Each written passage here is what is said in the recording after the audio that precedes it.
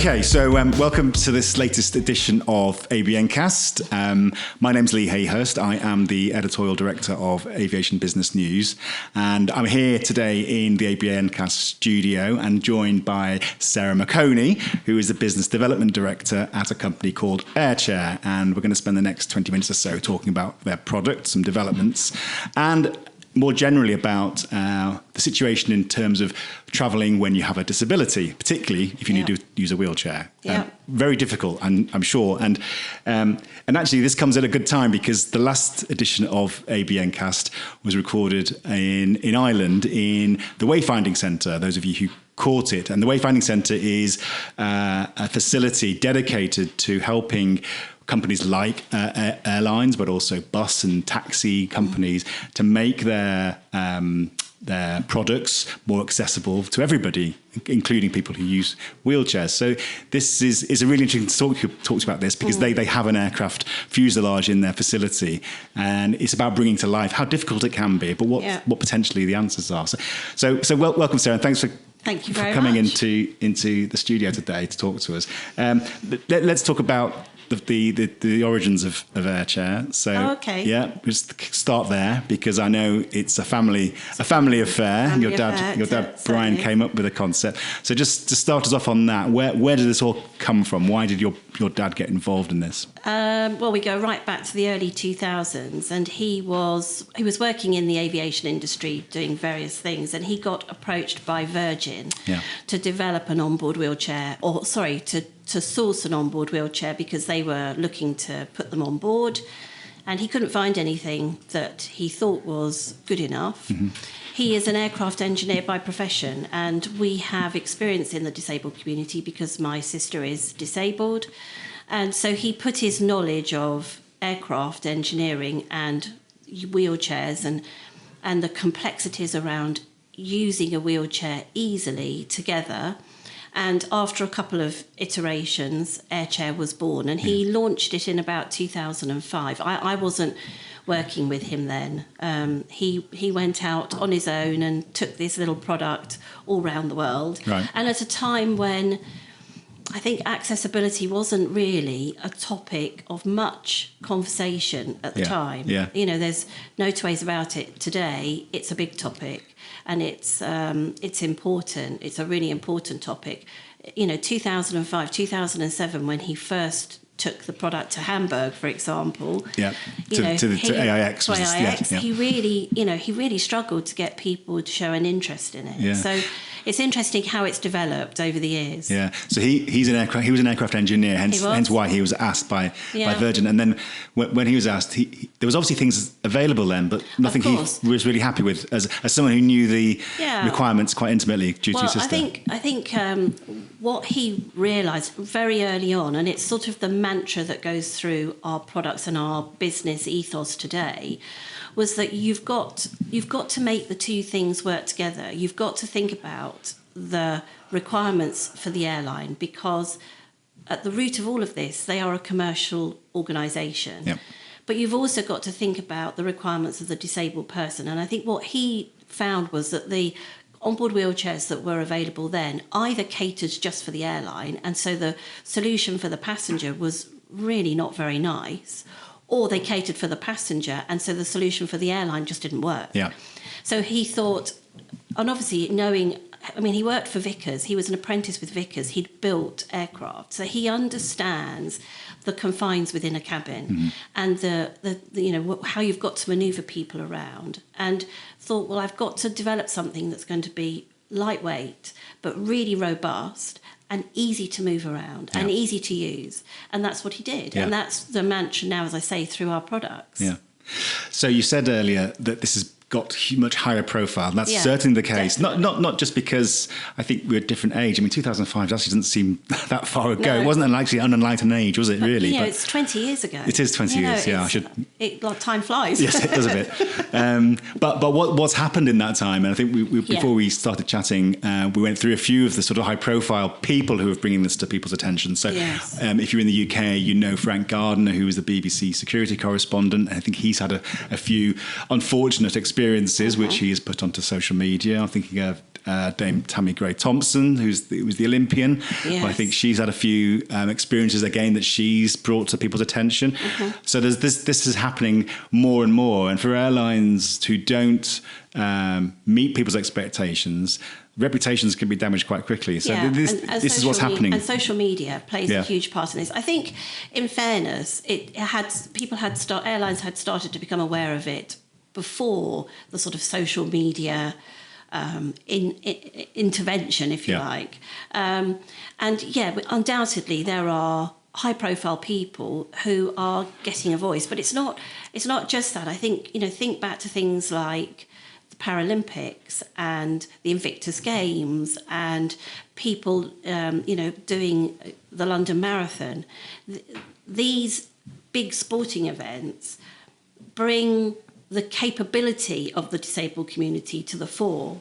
So I think that's opening up people's eyes that, we need to find ways to enable these people to be part of everything. They shouldn't be discriminated. And I think that's one of the big reasons why things are changing. I mean, and also if you think about other forms of transport, when you get on a train, when you get on a coach, when you get into a taxi, there are lots of things already there to make that type of travel as easy and as convenient and as safe as possible for disabled people.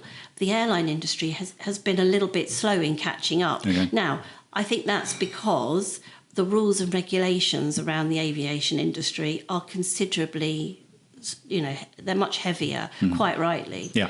But nevertheless, I think when you talk to people, when you talk to the airlines, they're understanding that they need to look at this and they need to find ways around it. Yeah.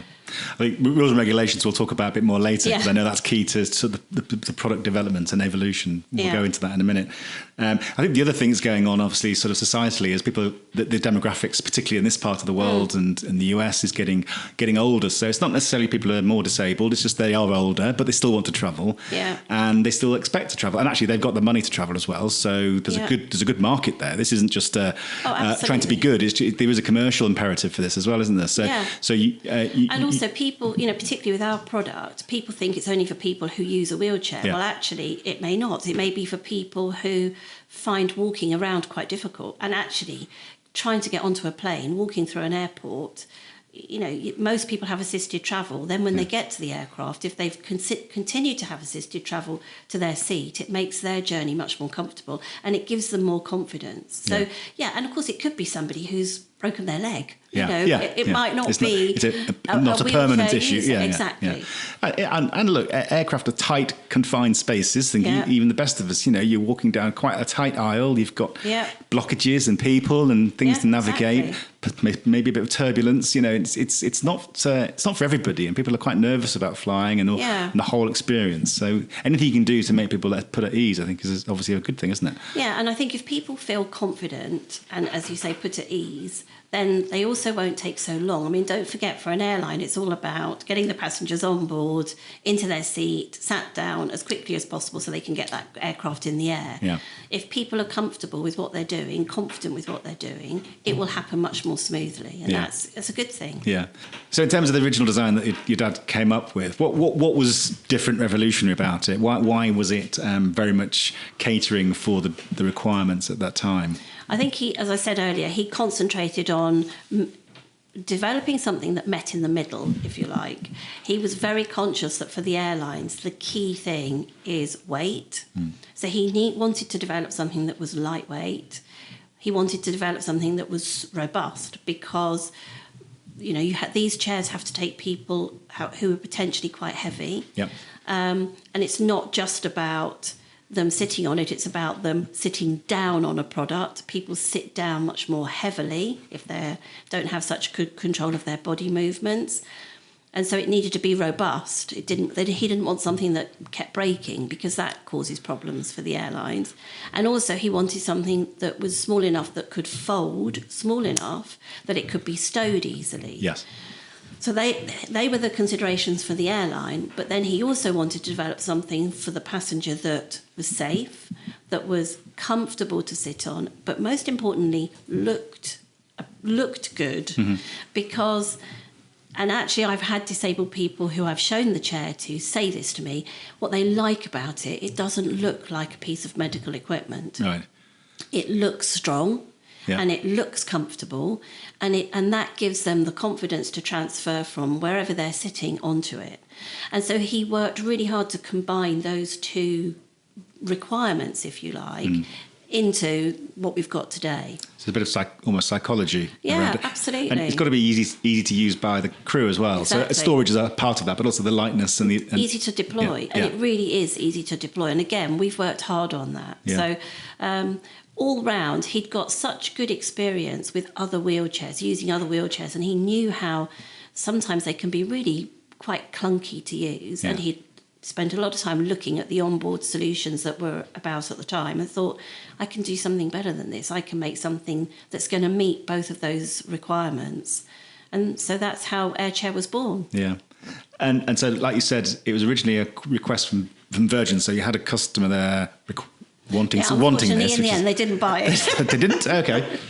They decided to go down a different route, Did they? which is a real interesting. shame. Okay. Yeah. But eventually the product was in market, and obviously you're trying to get it into as many airlines as possible. What was the reaction initially? Were people kind of eager to take this on board, or push back? As I say, I wasn't working with him at the time, and he used to go off to all these different exhibitions and traipse around the world with his little product, and it was hard work. He wasn't getting it. I think at the time it was very much seen as a compliant product. Yeah. Did they need it? There was also at the time a lot of talk about weight, reducing weight on aircraft. So anything that potentially added more weight, there was going to be a question about, do I really need this product? Yeah. And even when I joined him now probably about 8 years ago, even I noticed not much of an appetite, I would say.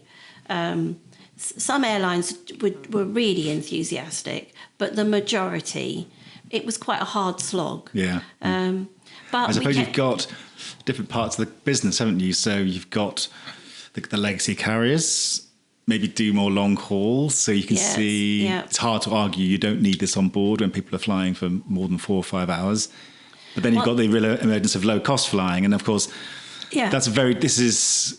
you won't go back to the commercial imperatives of running an airline, and this can seem to be something that is antagonistic to that. And you're trying to persuade these guys that this is something they should be doing. And also, as I said earlier, there were products out there. Yeah. Lots of the airlines had bought onboard wheelchairs, but they weren't necessarily, in my opinion, they weren't as well thought through from a design point of view. So with some of the airlines, we were into conversations about, well, hang on a minute, we can offer you something that's considerably lighter than what you've currently got. Therefore, if you're looking at a program to reduce weight, this could be one element for it. So the conversations were different depending on what the airline's situation was. Either they had something and we were trying to get them to replace, or they didn't have something and we were trying to educate. What was hardest, getting people to bring it on for the first time? I think educating. The hardest thing is getting them to change, because why should they? What's the key to the weight on this particular wheelchair then? Is it just what's this made of? Aluminium. It's made of aluminium. It is. So it's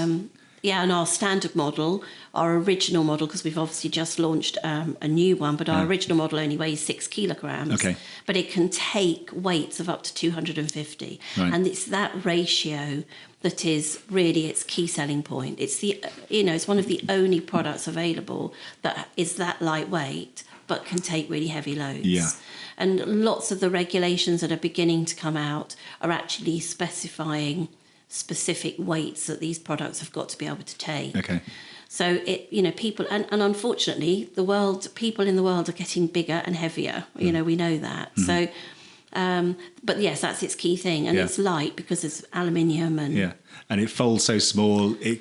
Where do you store it? In an overhead locker. If they're happy to give overhead locker space away, it'll go in a wardrobe, in a dog box, or it's easy to stow. It comes in a carry bag. It's very easy to stow. Yeah. And is it only used on board for things like taking the customer to the lavatory, or is it used for onboarding and offboarding? Onboarding as well, usually. Okay. So what normally happens is the passenger will be brought to the aircraft door, and then they'll transfer then from either their own wheelchair or the airport wheelchair onto the AirChair, and then they're taken to their seat. And then if they need to use a lavatory during the flight, they would use the onboard wheelchair to take them to the lavatory. Yeah. And is the standard model, is it can be used on all types of aircraft, or do you have to adapt it for the different aircraft? We've got 2 different sizes, so 2 different widths. We have a 14-inch width and a 15-inch width. And what we normally recommend is that the 14 inches for narrow body and the 15 inches for wide body. Okay. But having said that, we have customers who use, different widths on wide body and narrow body. It really depends on what the airline wants and the configuration of their particular aircrafts. But yeah, I mean, it can be used, and any aircraft with 50 seats or more, it could be used on. Yeah. And I asked this before, is how many are on any given aircraft? Do you do a ratio of customers to chairs, or is it the type of aircraft that they're flying? We don't recommend particularly anything. We let the airlines make that decision. Normally, they would put 2 on a wide body and 1 on a narrow body. Yeah. But it really depends on their plans and the way they configure their aircraft. Yeah. So look, the other key stakeholder, as ever in aviation, you've got customers, operators, regulators. We haven't talked about regulators, and that's probably the most important one. Yeah. So to explain how the original model and what everything you do is subject to the regulations and complies with everything that you need to comply with. I mean, I would say there have been, up until fairly recently, loose regulations around the design of onboard wheelchairs. There isn't anything specifically that people have to follow. There are lots of recommendations from different organisations saying onboard wheelchairs should have this and should have that, but there isn't at the moment, up until the DOT regulation that came out last year, there hasn't been anything that's identified specific requirements. When my father was developing the original AirChair, he took into consideration all of the different recommendations out there and tried to incorporate as many of the features that are realistic. I mean, some of the features aren't particularly realistic and would inhibit things like how small the chair could fold or the weight of it. So I think what he looked at the time was, what are the key things that we need to consider to make this product work for both the airlines and the passenger? Yeah. Of course, there's the new regulations from the Department of Transport in the States, but these regulations are related specifically to the new generation long-range narrow-body aircraft. Okay. And I think what the DOT was concerned about was that these aircraft wouldn't necessarily have suitable lavatories on board, because lavatories are one of the things that are often not, they're reduced. If they're trying to find ways of increasing the numbers of passengers, one of the things that you get less of is toilets. So they wrote this regulation specifically around the design of the onboard of the lavatory on board the aircraft, and then as a result of that said, and with that lavatory, you should have an onboard wheelchair that has these specific features, and they've been very clear in what they expect those features to be. Right. So when the regulation was announced, we obviously looked at it, crawled over it with a fine-tooth comb, and realised that our current product was not far off meeting the regulations. We needed to make a few changes, which we've done. And last year I took a sort of a sample out to America, went to see lots of my colleagues in the different American airlines, left samples with them to trial, got lots of feedback. Since then we've improved various bits, and now we've finalised the design. Okay. And so we'll be showing that at AIX in April. And this will be sort of the first time, will it sort of make its debut publicly? I mean, obviously it's out being trialled by quite a few airlines, not just in America, other countries as well. Yeah. And we're very proud of it. I mean, it still sticks to the true definition of the AirChair. It's still relatively lightweight. We've still kept it under that 7 kilo weight, which is critical. Right. It's still small enough. It actually, the folding footprint hasn't changed, so it can still be stowed easily. But it includes things like directional casters and instructions for use and a foot plate and various things that the regulations. These are the key changes. Yeah. So this is. What's this version? We're calling this AirChair 2. 2, it is. The second one, okay. Yes, the second one. Okay. obviously we're working hard on promoting the brand of the product because it's getting so well known now. Yeah. And so we thought, let's keep it simple. Yeah. And AirChair 2 has been born, and we're very proud of it. It's not that dissimilar to the standard model, but as I say, it meets the requirements. And just to be clear for the listeners, it is US required. It's for long haul into America. If an airline is flying a long range narrow body aircraft into America, they will need to comply. Yeah. And if an American airline or one of the airlines in America is flying more than 4 hours in America, a long range, then narrow body, then they will need to have these chairs on board as well. And that reflects the changes in aircraft now, where these narrow bodies are doing longer flights. Well, I think generally they're expecting these narrow body long range to replace the wide body eventually. Yeah. And it's all around, efficiency and that sort of thing, from what I understand. Look, presumably, we know there's all different regulatory requirements and different regulatory bodies around the world. But once something like the FAA goes something, it kind of sets a global standard, doesn't it? So you can expect this stuff to really sort of start to be adopted around the world, really, can't Yeah, and I think it's all about improving the experience. We have to remember, why has this regulation come into play? It's to protect and improve the experience for the disabled passenger, and that's a good thing. Yeah. It's for the airlines and the airframe manufacturers to work out how to do that in a cost-effective way. What we're trying to do is offer them a reliable, an easy solution, a realistic solution, because, they have a lot of expenses that they have to consider, the airlines. Yeah. What I want to do is give them a solution that isn't going to cost them the earth, but it's going to solve them a lot of problems. Yeah. And that's exactly what we've done. Yeah. Just over the years, this has been used by many aircraft airlines will know the household names. Just give us some idea of the breadth of market that you have for the AirChair already. We sell it all around the world. Yeah. We've got some airlines are using it across their entire fleet. So people like Virgin Australia have it on their fleet. We have Norwegian have it across their fleet. Aegean across their fleet. Most recently, we've sold to Wizz, to Eurowings. So some pretty big names across Europe. And then we have a lot of customers in South America. So it's becoming very popular. We've still got a lot of work to do. Okay. But we're getting there. Yeah. And for those airlines that do use it, what kind of feedback do you get from them about how? Yeah. I think one of the most important things, and it comes back to the design, and this is where I really emphasise that the quality in the product is through the initial design of the product. Yeah. And the benefit of the design is it's so strong that it doesn't break.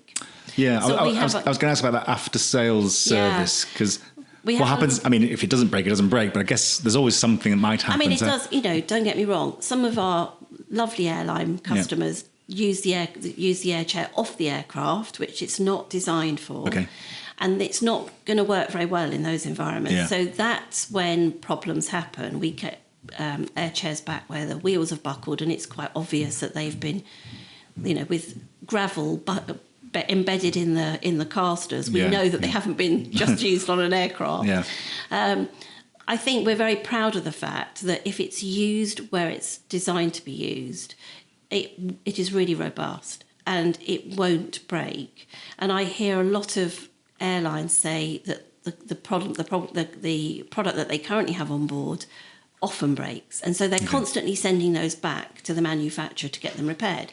Now, that's great because the manufacturer is offering an after service which clearly works, but it's a hassle. Yeah.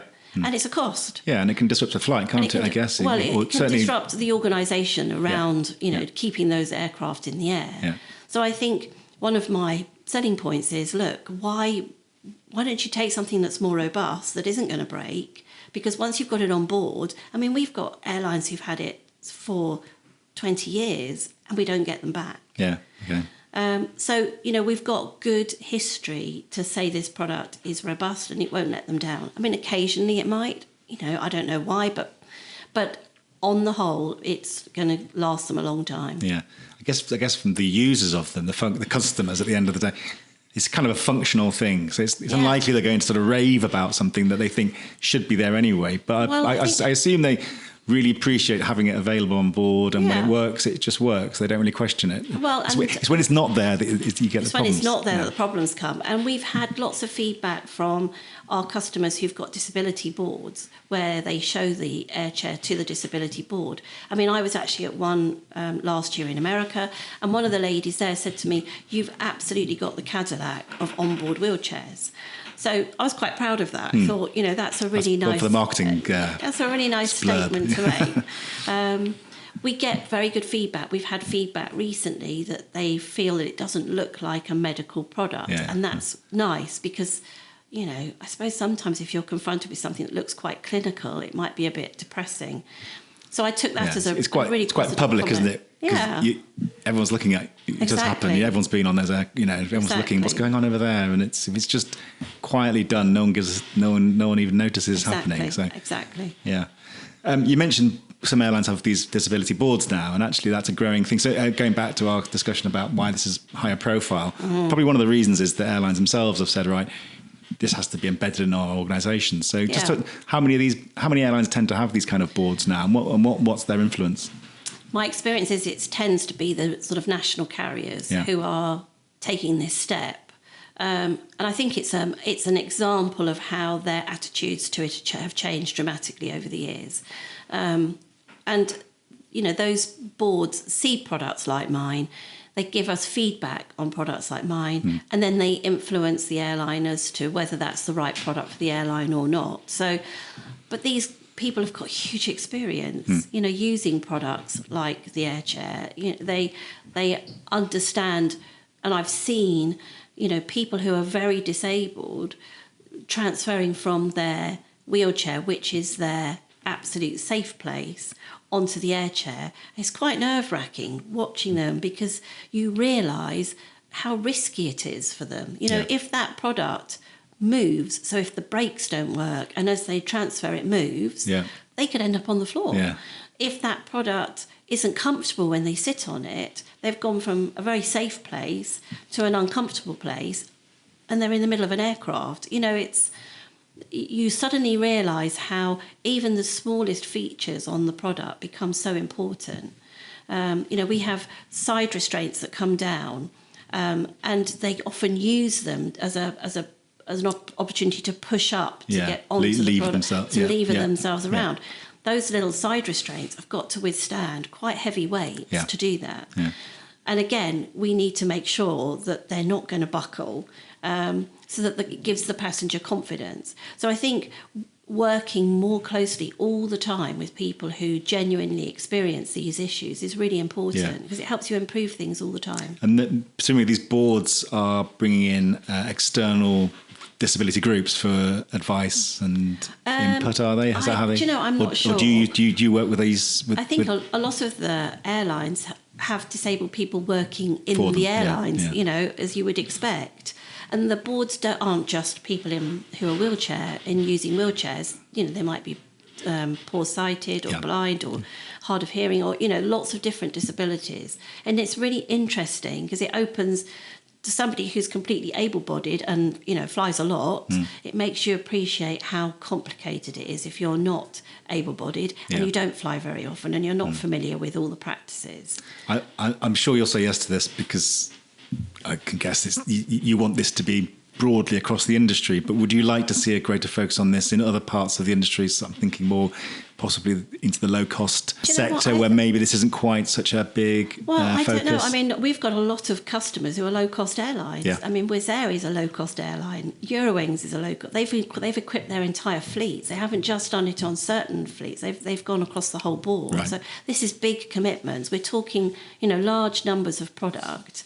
And actually in the Middle East, we work with a lot of low-cost carriers. So I'm not sure that the low-cost carriers generally, collectively, are not so interested. I think it's more about the profile, the brand profile of the airline and how they want to be perceived.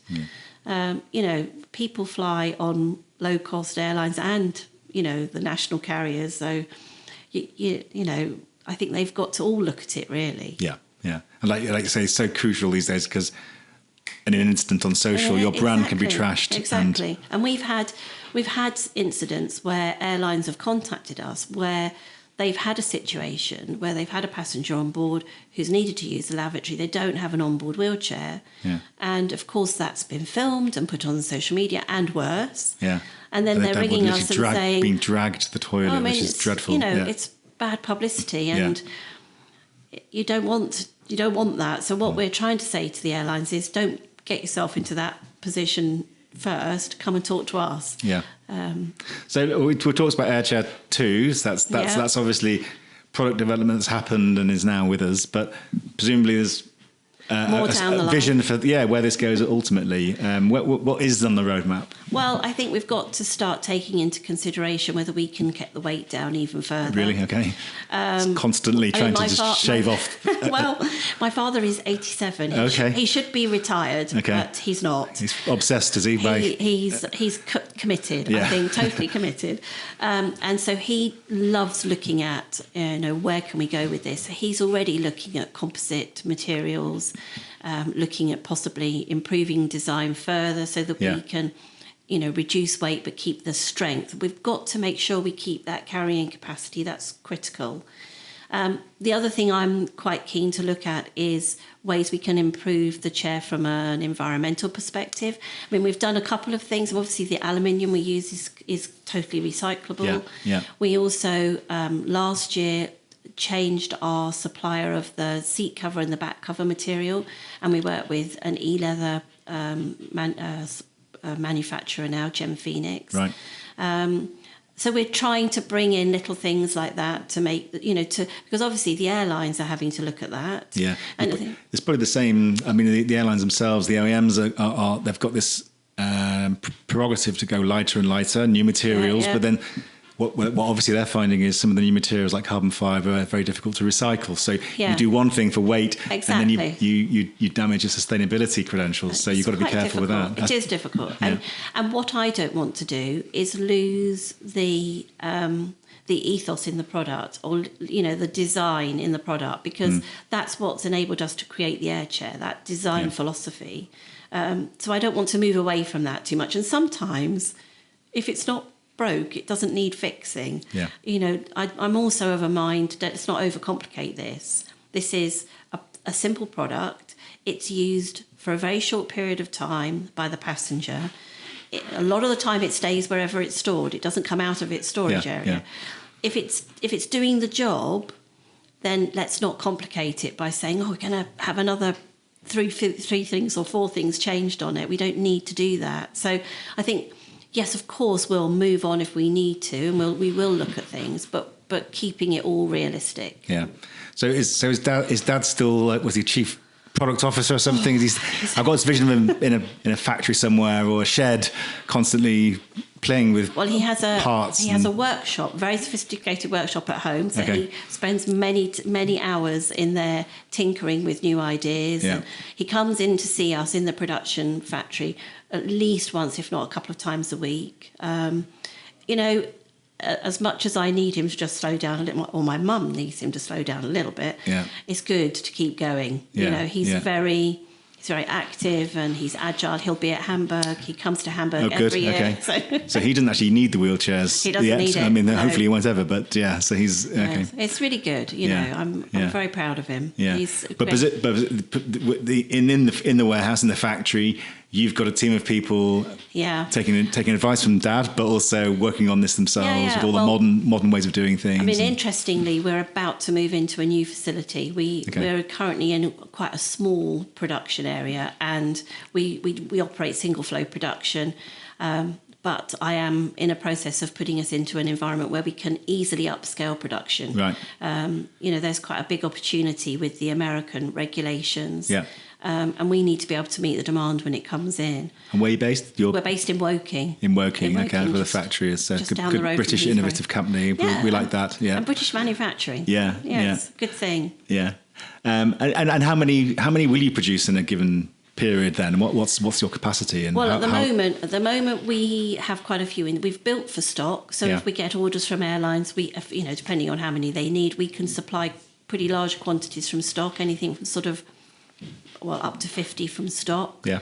And at the moment, with the team that we have, we can build between 30 and 40 a week. Okay. But I can easily upscale that. So if I need to produce 100 a week, I can add the people in to do it. It's a very straightforward product to build. And so the training is minimal. Obviously, we keep the standard. That's critically important. And my father is the chief engineer in all of this. So he comes in and very carefully inspects things. We can't get away with very much. Hand inspected by the founder. Okay, absolutely. Great. Yeah.